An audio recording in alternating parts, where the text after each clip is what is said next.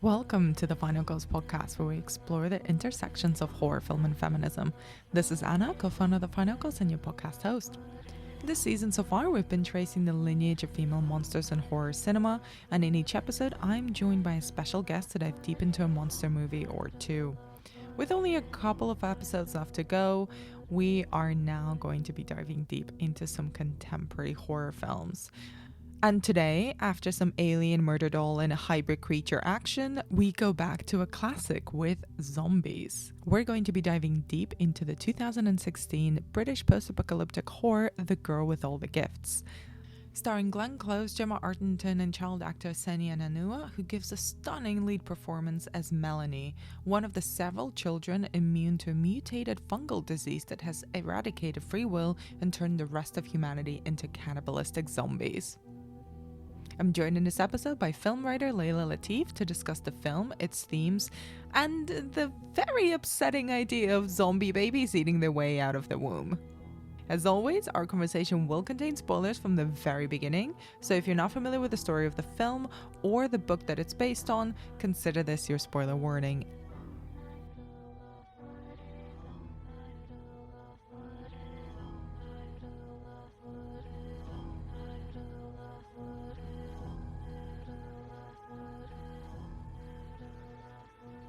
Layla, welcome back. How are you? I am very well, thank you, in the midst of all the London Film Festival madness. Yes. I always forget just how mad it gets, and then it comes around and I am exhausted. Yeah, this is actually my first one as with my proper press pass. In the previous years, I've just kind of gone along to the screenings. Let's get to zombies. Yay!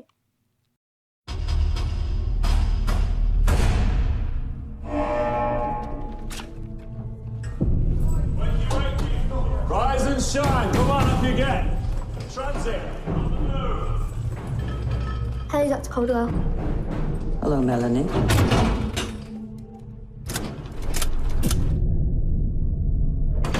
Morning, class. Good morning, Miss Justina.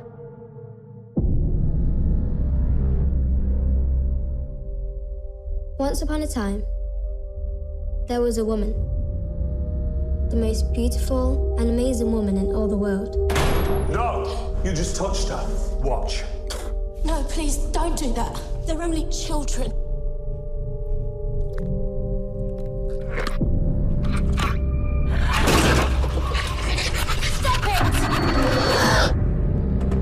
One day, she was attacked by a monster. But then a girl came running up and killed it. And the woman said, "Melanie! You are my special girl, and I'll never let you go."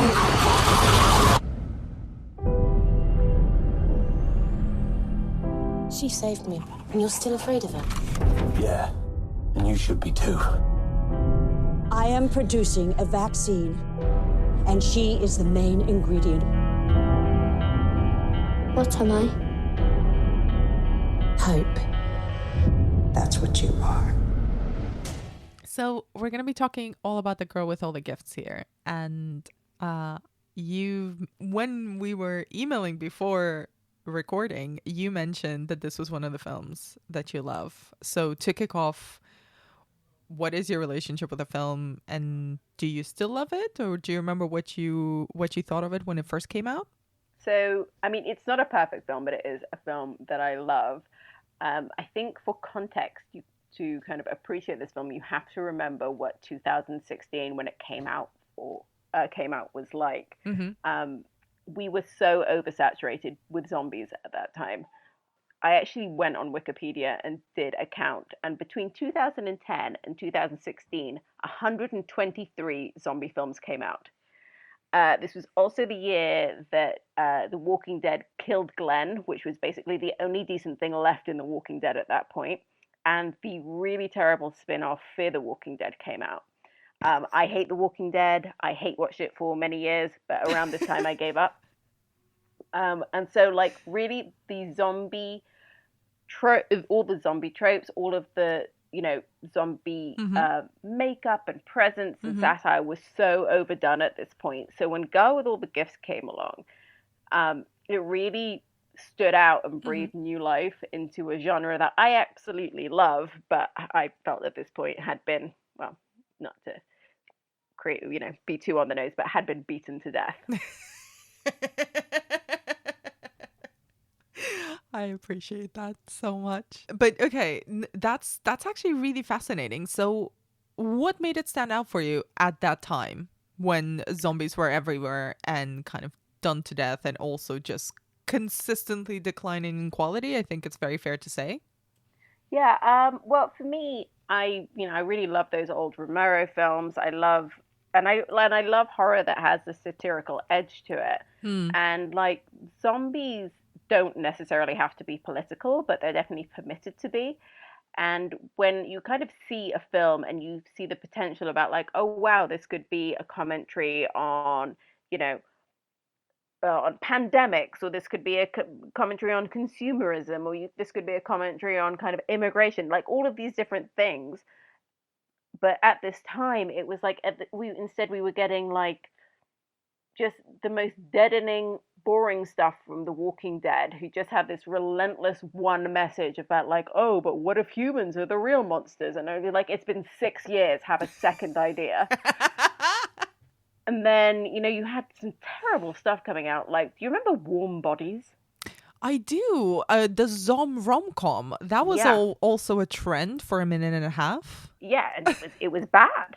And also, they said that they invented the Zom rom-com, which is nonsense because Shaun of the Dead was a Zom rom-com. Yes.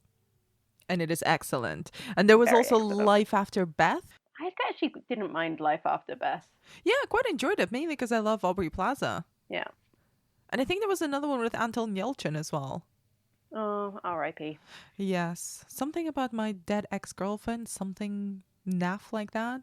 Even like something like Life After Beth wasn't as good as it should have been. Hmm. Like when you hear the kind of premise of it and and the cast, it really should have been like an excellent film, and it was fine. I mean, And like if you come into something with such goodwill, as I'm sure mm, like both of us did, like liking horror films and liking the cast and loving Aubrey Plaza, like it still wasn't amazing. no. I mean, to be honest, aside from Shaun of the Dead, which you mentioned, I don't think any of the Zom rom-coms are actually anywhere close to amazing. No, I mean, would you consider Cabin in the Woods a com? Kinda. There are well, then there's only a couple of zoms. Yeah, never really thought of it as a rom-com either, or No, kind of not a as a rom com, just a com, strictly, just a zom yeah, com. just a horror com Yeah, rather than a zombie specific one because they've got a lot of different monsters. yeah, I love that film. Yeah, me too.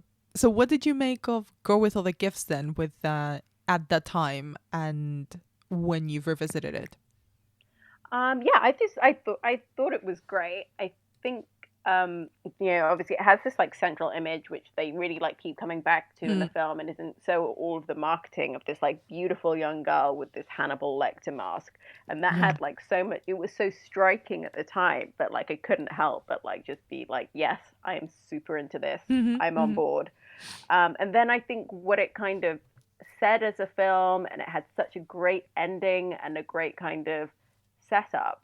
Yeah, I mean, I don't think it's a perfect film, but I do think it's a very interesting film. And in the context of 2016, where we had just been, deadened by all of this low quality zombie content that we were getting, it was, a real breath of fresh air. So, let's dig into the film properly. Let's start by talking about the lead character, Melanie, Mm. who is this girl, this image that they used over and over again. What do you think of her as the protagonist and also simultaneously as the menace of the film? Yeah, I mean, it's an extraordinary performance from a child actor. Mm, And actually, recently watching The Haunting of Bly Manor has made me appreciate how good this is, because she could be, because it's not an easy task that she has, because she has to be very unsettling, but you have to really warm to her. mm-hmm. Um, and then she's kind of got this kind of duality to her with this like symbiosis of like the monstrous fungus and then her as a relatable young girl. Um, yeah, I mean, she's kind of fulfills a lot of that final girl trope in that she's like beautiful but kind of androgynous, and then she's very like resourceful, incredibly intelligent as well. Um, she's a brunette. What else? What else are final girls? She doesn't have an androgynous name, though. No, that's a shame. But they missed a trick there. There is something interesting about her being like also presented as sort of the one in air quotes here, kind of as the one who is unlike everyone else of her kind, who is unlike anything that the world has seen before. I think at one point in a film, Glenn Close's character, Dr. Caldwell, says that you're not like anything that's ever existed before.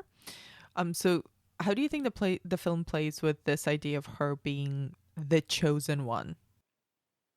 Yeah, I mean that is kind of something that it doesn't establish that well, does it? Because like we have all these, like she doesn't seem to be that dissimilar to all of the other children beyond that she's more intelligent from them. But then there are hints later on that there is something particular about her that will be the cure or the vaccine to all of this. So I think that could have been better established.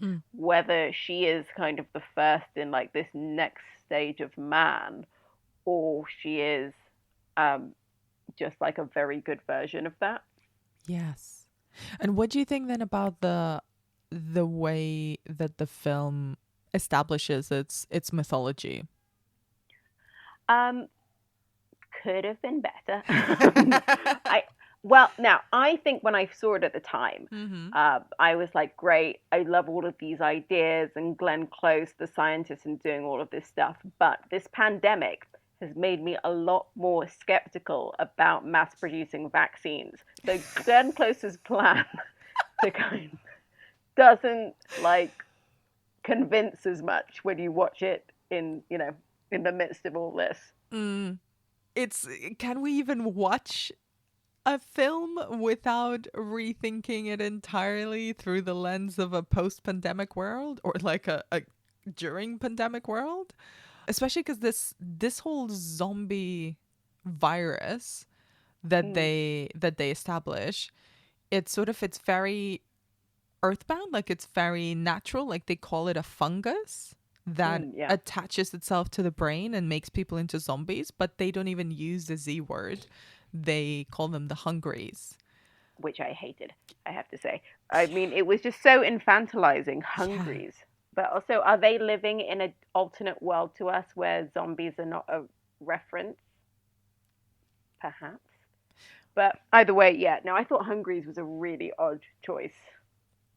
But I mean, there are two things in this film I intensely dislike. Okay. And one of them was that them being called hungries. And the other thing was there's a scene quite early on where you don't really know why these children are being treated in this awful way, why they're being restrained, why all of the adults like have such contempt for them.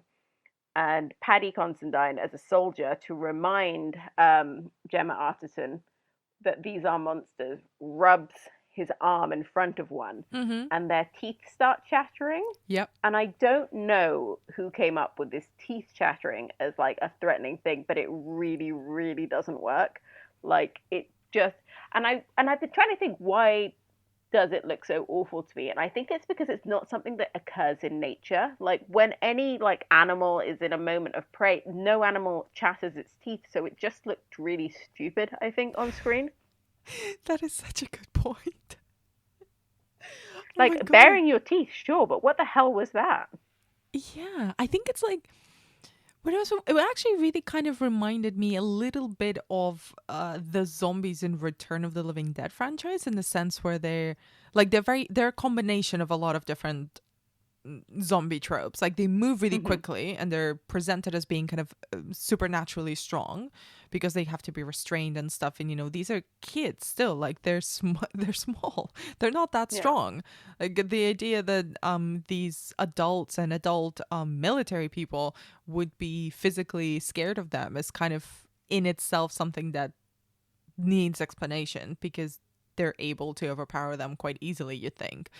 But it's this quickness, and I guess this kind of almost, it's not scary, it's just unsettling to see someone do that. Like it's something so involuntary, I guess. Yeah, exactly.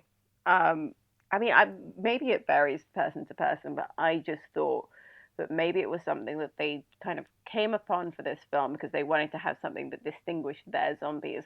But I think when you have something like this, you can just trust the audience. We know what zombies are. We kind of basically know the rules of zombies. Destroy their head. If they bite you, you become one. Like, you can just build on these far more interesting ideas that you have and not worry about like giving your particular zombies a gimmick. And what do you think about then the way that the film updates those zombie rules, especially with the kids who are kind of like Blade as a half vampire, and it has all the good bits of being a vampire and some of the bad bits that he can sort of control. The kids here are sort of zombies, but are able to control themselves to a degree, or recognize or speak, learn, understand what they're doing. Yeah, I thought that was really, really interesting. It kind of, the thing it reminded me of is, did you ever read the I Am Legend graphic novel? Not a graphic novel. I've read the Richard Matheson book. Oh, well, I've only read the graphic novel. Look at you reading things without pictures. Yes, I was a very popular lonely kid in my local library reading all the weird Richard Matheson books. Well, yeah, that's what it kind of reminded me of the most, though, that kind of form of vampire, like this idea of like just like a next step of evolution. And sure, it's not like something that people in the current humanity can relate to, but it's kind of fully human in itself. Because, I mean, what is it to be human? You've got free will, you've got the ability to empathize, you've got the ability to form relationships, and they have all of those things. So just because they have other aspects that are kind of unappetizing to, well, I mean, they do eat people, but doesn't make them like less deserving of being on the earth. And what do you make of the way that it's interesting that you bring up like the idea of them being human, because that's the thing, that they're not really treated as humans by this scientific organization where we first meet Melanie and the other kids, and then afterwards when they kind of go on their expedition and they meet kind of rogue feral zombie kids. So, there's always the way that Melanie as our protagonist is always treated. Like she's never really referred to as a human by almost anyone except Helen, Gemma Arterton's character. There's a big arc, I think, with Glenn Close's character about sort of recognizing that she is a human being and not a thing that they can use to experiment on and use to cure this disease.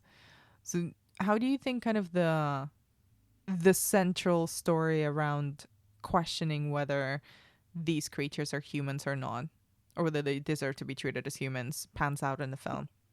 Yeah, I mean, it's interesting because like not only do we have kind of the kind of fully human characters kind of doing like, you know, abusive things towards these admittedly slightly monstrous children, but like in a way Melanie over the course of the film is learning to be selfish from the humans. Like she's actually very, very selfless when it comes to particularly, you know, she's always offering to do things to help them, to kind of put herself in the firing line. She's sacrificing things for Helen because she cares about her. And over the course of the film she does fundamentally be like, well, yeah, but why should I just do things for you? And that's her journey of like literally just having like a sense of self-preservation, and she learns that from them. Like they are the ruthless, selfish ones, and she learns to be that way. I mean, like the idea of kind of jumping ahead, like Glenn Close is asking her to make a sacrifice that they wouldn't ever make for her in return, and she realizes that. Yes. I mean, I want to dig into their into a couple of their intense scenes together in a bit further on, but I wanted to get your thoughts on Melanie's relationship with the humans, specifically with Helen. Yeah, they've got great chemistry between them. Clearly, it's like supposed to be a very like maternal bond. Um, and it's I did think for a lot of the film that it was gonna gear us up for a betrayal, which never came, which is quite nice. But yeah, no, there was it's the kind of heart of the film, and I think if you believe in that relationship, and that kind of relationship is what remains at the end of it all, then you're avoiding this kind of like grubby nihilism that something like The Walking Dead um always falls back into. Mm-hmm. And let's then dig into the relationship with Caroline, who's Glenn Close's character, or Dr. Caldwell. Maybe that's probably what she would have wanted to be referred as. What do you? I thought. I think I must. I should probably preface this by saying that when I first saw this film when it came out, I was probably not as into it. And now that I think back on it, based on what you were talking about earlier, I think it was probably zombie fatigue. Like I was just done. I was done with the monsters. But when I rewatched it today, I found Glenn Close's performance and character so interesting. I wanted to kind of hear what you make of her as probably actually the real monster of the film. Yeah, in many respects. I do find myself watching this film because I think it's quite evident when you see it that like they ran out of money because of the number of times that they reuse sets and stuff. And I was watching it, just before this podcast, and thinking like, I wonder if all of this money was spent on Glenn Close, getting her to be in this film. And was that money well spent? And I think it really was, because a lot of the best kind of beats of this film are all with Glenn Close. I mean, I think the scene where she is with the zombie pushing a pram is, phenomenal. She delivers some like unbelievable dialogue. And where Paddy Considine doesn't have as interesting a role to play in many respects, like all of that complexity is in Glenn Close's character. And even though she's somebody, the character is very, very like sure of themselves and has very like, certain of their convictions, and this is the plan and this is what we have to do. Like it's never dull because she plays it all with like such intelligence. I love Glenn Close. I'm very happy when you mentioned that money well spent on Glenn Close, I like my heart was in my chest, like thinking, oh my god, if Layla hates Glenn Close in this film, I might actually cry. No, I love Glenn Close. I love her. I love her in everything she does, to be honest. I think she's probably one of my favorite actors. But you're right. There's such depth, but also commitment to all of the over the topness of the film and over the topness of her character as kind of this hard edged military scientist. And I wanted to get your thoughts, especially on the scenes with Caroline and Melanie. And I think to go back to your earlier point about the performance by Senya Nanua is to hold her own against Glenn fucking Close. Yeah. With dialogue that includes words like babies can't eat people. I mean, gorgeous work. Yeah, no, I'm actually like slightly sad that we haven't seen a huge amount more from her ever since. I just think she's really extraordinary, and like not to kind of also continue bashing Bly Manor, but I did think it was amazing how much more I loved these zombie kids than those kids who I could not care if they lived or died. I mean, yes, we've discuss this separately, but yes, Miles can go to hell. I actively wanted that kid to die. Yeah, but I mean, there is a reason that like hardly any horror films, basically none, have the monster as the protagonist because why? Because you kind of can't sympathize with them, you kind of can't get on board with everything that they're doing, and it isn't as interesting. I was thinking about this, like what how many are there? And there's Under the Skin, obviously, which is probably the best example of all of these. There's Brightburn, Warm Bodies, Maniac, Henry Portrait of a Serial Killer, American Psycho, and then a very weird film about conjoined twins called Basket Case. And I've really scrolled that I've been on Reddit, I've been trying to find out. I'm pretty sure it's just those 8. Ever. That have the monster as a protagonist? Yeah. Absolutely not. What about Trouble Every Day, which we spoke about on this podcast? She's not the protagonist. Vincent Gallo is the protagonist. This is the problem. Going back to The Girl with All the Gifts. I just feel like we're going to spend years debating about the fact that Beatrice Dalle was not the protagonist of Trouble Every Day. I still disagree with that. I think she is. She is in my book. And You can't have a protagonist that dies and then the film goes on for half an hour. But also, yes, you can. Okay. We've got Psycho. Psycho proved that. Yeah, that is. Going back to The Girl with All the Gifts, you were talking about the fact that there's very few horror films, that have a monster as a protagonist who starts off as being a monster and then lives at the end of the film. How do you think then Melanie works to update our idea of what a monster can do within a film?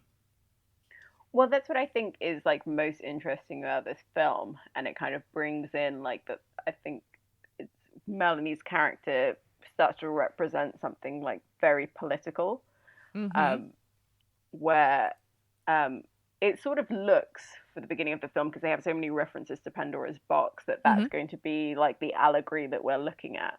But really, I kind of took this to be like something that I, as a youngish person, experience all the time, where you feel that like culturally within my generation, we're at a certain place when it comes to women's rights, to racial equality, to gay rights, to trans rights, to immigration, all of these like progressive issues. And you do have this older generation, which just feels like they're holding everything back.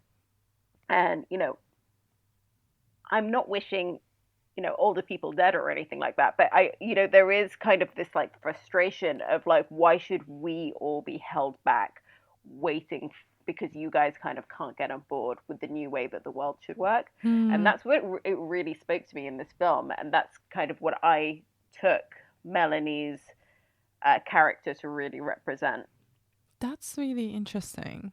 You've mentioned kind of the Pandora's box myth, which they reference, and there's a couple of scenes both at the beginning and kind of towards the end as well, where they're being read the myths, the Greek myths. Yeah. How do you think those stories play, and especially Melanie's desire for storytelling, plays into the film? Yeah, I think it kind of reminded me a little bit of what they did in that non-horror film, Never Let Me Go, where there is this kind of idea that there's like something particularly human when it comes to storytelling and, like creative endeavors. So I felt this was the whole thing of like them loving stories. And at one point she creates a story. It was all just kind of another way of like humanizing her and having like some complexity. Because otherwise, I think you could kind of look at it and like, oh, this is a monster who's learned how to conceal themselves very well because they are so intelligent. And like by kind of having her into stories in that way, we kind of know that something else is also going on. But yeah, I did find it a bit odd that they did Pandora's box, because that kind of doesn't fit. Like, sure, she does unleash something, but like Pandora's box was more about like unleashing sin, and then you also have like hope get out there as well, and that's not really what this builds to at all. Yeah, what do you think it does build to? Like if we're using the allegory of Pandora's box here in the way that the film does. Yeah, I think it just kind of builds to more kind of something about like the next stage of evolution, the kind of, not being like held back by what other people define humanity to be. And it's like the ending that I Am Legend has in the books, whether you read it with pictures or not. And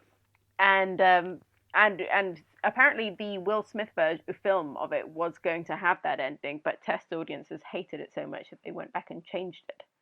But I think it's a much braver ending. It's a much more interesting ending. Oh, for sure. Like we've spoken about Melanie's relationship with the sort of military environment that she's brought up in. But I find it really interesting once we're taken out of that and she's allowed to, for the first time in her life, to kind of explore a little bit, and she stumbles onto these feral kids who are just like her, kind of second generation hungries, which a sentence. What do you think about the way that once she's now, as you mentioned, on her journey of becoming more selfish is an ugly word in many ways, but I think I use it positively here, as in like she is learning to think of herself first and not as someone who needs to sacrifice herself for the needs of others, especially of the people who are controlling her and imprisoning her. What do you think of this scene and the way they evolve with the feral zombie kids? Yeah, I mean, I think it kind of helped us to kind of understand exactly what we were talking about, because there was like a humanity outside of her. And then you're slightly more able to position what exactly Melanie is, because she sort of immediately becomes their alpha. But they are the same as her. Also, I have to say, I do love the incredibly grotesque backstory as to how these children came into existence. Oh my God. Like, I didn't know, I was not expecting it, I have to say. I completely had forgotten that moment. That's what I was referencing before, the baby scantied people. Yeah. Who knew? You were making a great point, but I almost want to take a little detour and talk about that scene again, because the idea is so grotesque. Yeah, so for anyone who doesn't know, in this film, the reason that there are these kind of hybrid human hungry zombie children is because their mothers were infected by this fungal spore whilst they were pregnant with them, and then the babies ate their way out. That's a direct quote from the film. They ate their way out. I mean, yeah, which also, I think if you have ever been pregnant, feels very like possible somehow. Oh my God. I did know this is like actually a real life story that is almost as horrifying as what happens in this film. I knew a woman who was like pregnant for like a couple of weeks past her due date, like very overdue. And she said that towards the end, she could feel the baby's fingernails clawing on the inside of her uterus. What? Yeah. No. I know. Why would you? And now I've been pregnant twice, and that never happened to me. But I'm honestly never going to be pregnant ever again, just in case. I hope you heard that story after both of your pregnancies. Yeah, thank God. Thank fuck. Oh my God. Oh, well, thanks. Thanks for that. Yeah, because image. No, but it's true. Pregnancy is horrifying. It's why there's so many great horror films about it. Like, because babies' fingernails continue to grow in the womb, they like are born with quite long fingernails. So if they're massively overdue, you've got some long. Yeah, sorry. Are you kidding? Babies grow. Yeah. I mean, I have no idea about babies. They grow fingernails in the womb. Yeah. That seems just mean. Yeah. Anyway, I've only heard about this one woman is the only person I know that I've heard about that her baby was clawing at the inside of her uterus, but she swore blind that this happened to her. this is so upsetting. Anyway, I wonder whether that's where the premise of this entire film came from. Do you know what I would this like to know? This woman met this writer and told him too. I would like to know, because that image will never leave my brain now. Yeah, sorry. I am not even pregnant, and I swear that I can feel it because the image is so strong. Fucking hell. We had digressed from the feral kids to talk about the way they were birthed, sort of. But what do you think about to go back to them? What do you make of her relationship with the feral Hungries? Yeah, I immediately quite liked the little feral Hungries. I felt bad for them that they were kind of on their own, but they seemed to have developed some pretty solid like tactics when it came to hunting that I was impressed by. And there's a scene where they attack a soldier called Kieran that really reminded me of this thing that Vince Gilligan once said, where he's the guy who created that show Breaking Bad. Mm-hmm. And obviously that's a show filled with like loads of anti-heroes, and they said to him in some interview that I read, like, oh, how is it that you make these guys so likable and that people continue to care about them? And he said, you just make them really good at their jobs and people will automatically like them. And I really thought about that in the scene where all of those feral children eat Kieran. Mm-hmm. Because he's very bad at his job and they're doing fantastic work. So I was on their side.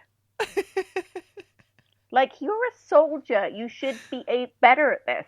I mean, actually, a lot of the military work in this film was pretty unimpressive. Do go on. That base seemed very poorly designed, given that there were hordes of zombies on the loose. They didn't seem to have like a sort of red alert plan at all. Like it was like it had never occurred to them that they're in the middle of a zombie apocalypse, that zombies could come. And I could not understand why they kept needing to stop for food. Because you can go, if you have water, you can go for like 24 hours without eating and you will be fine. But like every like 10 minutes, these guys were like desperately trying to hunt to get food. They should have put you in charge. Yeah. Well, yeah, I've read that fantastic book by Mel Brooks' son, Max Brooks, about have you seen the zombie survival guide? So I'm ready. So to start wrapping up our conversation, I really want to hear your thoughts about the ending of the film. The ending is great. I thought that image that they had, it almost was like slightly Geiger-esque, all growing out of the people into this like monstrous tower. Yes. Was just so good. Yes. Maybe as well as getting Glenn Close. That also took up a lot of the budget. But yeah, I thought it was great. It was a lot. I didn't see it coming, despite actually watching it the second time, that they do kind of forecast that is where it's all going to go. But I thought it was a really like powerful ending that kind of reframed everything that had come before to make this like really like interesting political film. And what do you think? It's interesting kind of to think about this ending again in the context of what you just mentioned about your political read of the film, of kind of now the cage is literally the other way around. So Helen is now the only one being preserved in the cage in order to teach the kids, but it's the kids' world. She's the one who doesn't fit into it. Yeah, which kind of isn't a massive change for her, because she was so kind of restricted and imprisoned within that military base beforehand that like really she does not seem devastated by this outcome. And like maybe that is kind of something about like you do have older progressives in this world where their like frame of mind is like that their political position in the world and that everything that they need to do is all about like facilitating a better world for the people that come after them. And I think that's what Helen represents. That's really interesting. Did you have the same read? Did you feel that it was like all very political, or am I just kind of projecting onto it? No, I absolutely thought it was political. I definitely didn't think of it like that, but I can completely see your reading of it. I'm unsure of what I think about the way that it ends in terms of the power structures, because I think there's something really interesting about Melanie being the one sort of commanding but not controlling the kids, the other kids, and the fact that she is the enforcer now, but also is protective and supportive of Helen, and sort of wants to, in the same way as you were talking about before, she's quite selfless in a way that she wants to spread the learning. Like she wants others to be just as smart and as capable as she is. But I do kind of wonder about Helen. Like, is she just sacrificing herself for this? Is she going to live in that glass box? Or is there a world that we can imagine where these zombie kids can coexist with humans without eating them? Because that, I think, is where kind of it's going. I think it's all over. Like, I think that and actually that's something that's kind of quite nice to see. Like a film that's just like 100%, there's not going to be a sequel. We have done the full apocalypse. All the humans are zombies now. Like, it's done. Yeah. Helen is the last one. Yeah. But then also, you know, it had like moments of almost like they're kind of creating a utopia at the end, because none of those children are trying to get at Helen. Like none of them are trying to like break in and like eat her at all. Like they are actually like fully human. Well, not fully human, but they are like fully sentient beings who are able to not just kind of go on their id and like zombies do. Yeah, they're the next stage of evolution, basically. Yeah. But I do almost kind of want to, I mean, this is not where the film is leading us, but as you were bringing up I Am Legend and thinking kind of what would a potential sequel for this look like. I mean, Helen is in for a fucked up life. Like the rest of her life is going to be, but it was fucked up before. I mean, like, did it get worse? Not really. True, but now she is arguably, presumably, the last sort of fully non-zombified human being in a world completely dominated kind of by essentially a new type of human. So she's done. Like she's the last of her kind. What's she gonna do? Yeah. I mean, it's not ideal, and it does, you know, really reaffirm the idea that if there is a zombie apocalypse, that you really want to die in the first wave, because anything past that is just horrific. It didn't do that well when it came out. I think not that many people saw it. Critically, it got a good response, but I do think that there was a lot of zombie fatigue at the time, just as there had been vampire fatigue about 5 years previously. And do you think it's a film that's worth revisiting or discovering by people who might not have seen it at the time? Yeah, I do. It's got a lot about it, and it's a very interesting and well-performed film. Once you start seeing the small budget, it is a little bit difficult to unsee. Like the number of times they reuse sets is a little cringe at times. But some great work. Surprisingly, Paddy Considine isn't that great, but the rest of them are doing a fantastic job of, you know, this kind of trio of Glenn Close, Gemma Arterton, and Senia are all you know, doing very complicated things, and they have a wonderful chemistry between them. So I think that's worth seeking out as well, because a lot of the time in especially kind of anything that's like on the action-y side of horror, like women don't get that much to do. That's a wonderful way to wrap up, I think. So Layla, thank you so much again for your time and your insight, and for your challenging canon of monsters on screen. We're gonna have to keep debating this. Yeah, no, I will die on that Vincent Gallo hill. And I will die on it because it's unnecessary. That is not a hill worth dying on. Yeah, well, he is the worst. Nothing with the words Vincent Gallo is a hill worth dying on. That's true. Thankfully, he has faded into obscurity. Cropping up only every now and again to talk about how much he loves Trump. Let's end on a high note. And can you tell people where they can find more of your work online? Yeah, I've been with Little White Lies this month, so if you check it out online or in the next print edition, I am in there a ton.